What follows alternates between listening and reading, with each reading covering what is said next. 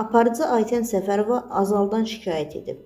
Axşamaz xəbər verir ki, aparıcı Naxçıvana getdiyini, biletlərin baha olduğunu deyib. İnsanların Azal təyyarəsindən başqa çarəsi yoxdur. Quru sərhədlər bağlıdır.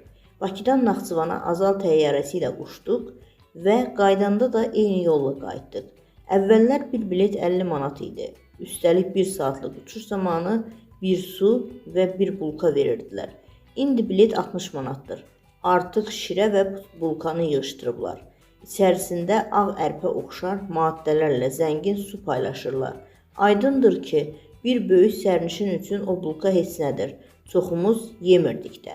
Amma zənnimcə milli aviadaşıyıcı 110-120 sərnişin arasında olan bir neçə balacanı necəsə sevindirsə müflizləşməz. Onsuz da Naxçıvan cəmaatının Azalı seçməkdən başqa çarəsi yoxdur. Məcburdur. Hər dəfə ümid edirik ki, alternativ yollar, seçim olacaq. Amma hələ ki yoxdur.